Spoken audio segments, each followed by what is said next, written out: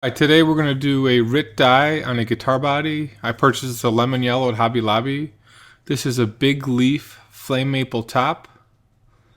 Going to start by shaking up the Rit Dye and apply it.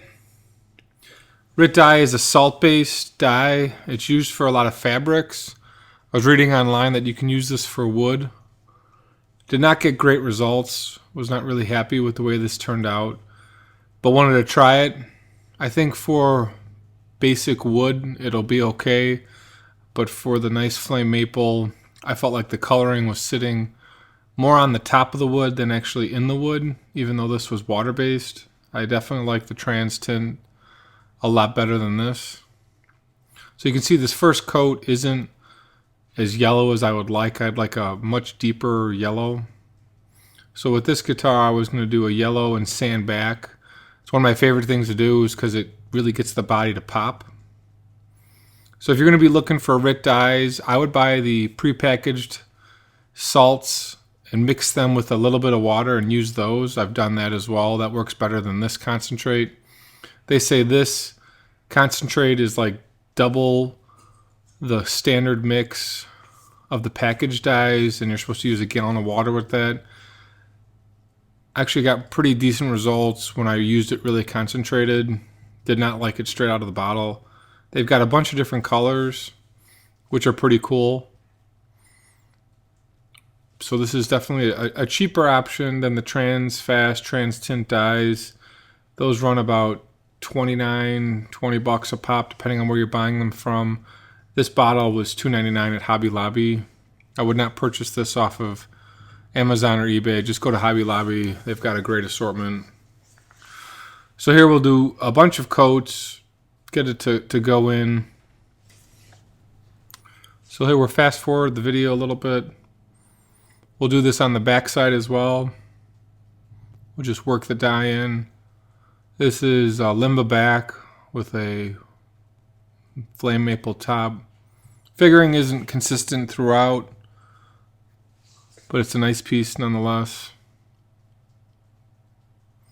So we'll just rub the dye all over the place. And again, I didn't really like the dye. It's interesting, as you let the rag dry over the next day, it somewhat becomes unusable as the salt makes it nice and hard. So at this point, this is a pretty standard classic Gibson color. You know, just a yellow on a maple. You'll see a lot of Les Paul double cutaways with just a standard yellow. I wiped this off with a clean rag to make sure I don't get any blotchiness. Not sure how this would react, but get this all over the body. So as a pure yellow here, this looks okay. Didn't like the way it was applying. So here I'm going to take some 400 grit sandpaper and sand this off. Like I said, I wanted to do a yellow sanded back.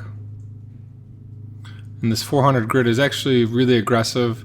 It's pulling a ton of the coloring out. The coloring is sitting more on the top of the wood than actually in the wood. So we're going to take off that and put a 600 grit on here. And just go over the body.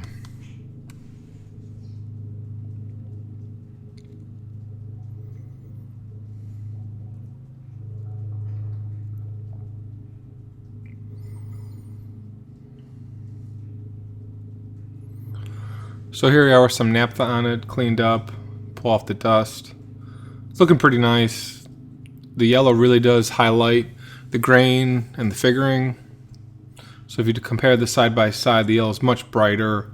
Just a different effect with a yellow and a sand back. Thanks for watching, guys. Check out my new website. Next video will be a Paul Reed Smith Sandstorm finish.